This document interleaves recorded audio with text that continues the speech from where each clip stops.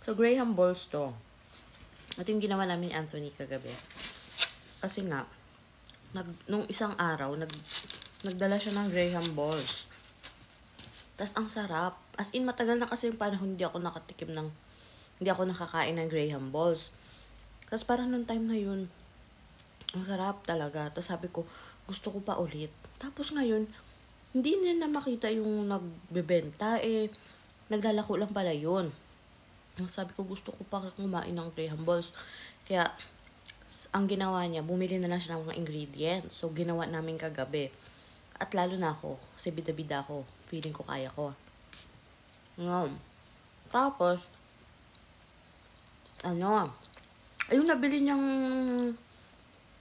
marshmallow, malalaki. Kaya tinan nyo naman, ang lalaki ng Graham ball. At saka, first time kong gumawa ng Graham balls. Hindi ko alam kung paano tansya-tansyahin, ganyan. Sobrang excited nga gumawa. Hindi masyado nanood ng mga video. Noong una, parang hindi talaga siya mabuo. As in, stress na ako nung time na yon. Tapos, sabi ko, baka kulang to ng evap. Ganyan. Tapos, pinabili ko pa ng evap si Anthony para lang mabuo talaga. Tapos, nakakaloka. Edi, okay na. Tinry na niya. Nung siya yung nag-try, nabuo niya agad. Nabilog niya. Naipasok na yung marshmallow sa loob. Tapos tinuruan niya ako ng technique. Then natuto na ako. Basic lang pala, ganyan. Sabi ko pa niya, kung nang gumawa ng Graham ball, bibili na lang tayo. Tapos, nung natapos na, tikim na namin, ganyan. Ano pala? Ang sarap! Ganito guys, Ang laki ng marshmallow.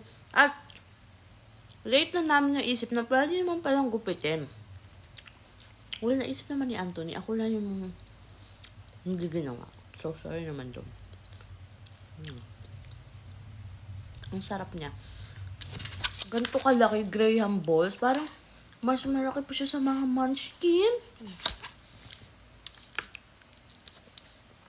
Pero solve na solve ko talaga dito guys. Sobrang sarap.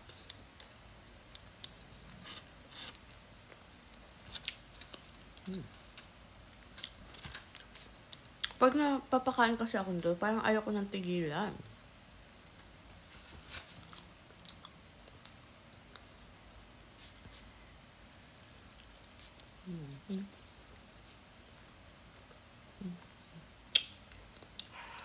Makapal yung coating. Siguro sa mga susunod, nagawa. Mas better pa yun, di ba?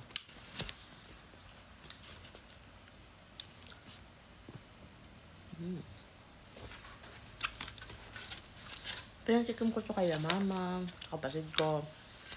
And, approve. Yep.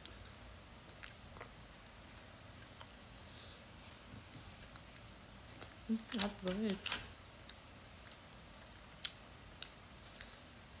Kung hindi ako magpe-preno, baka maubos ko to. Pero, mamaya naman ulit. Ang harap talagang kumain ng Graham balls.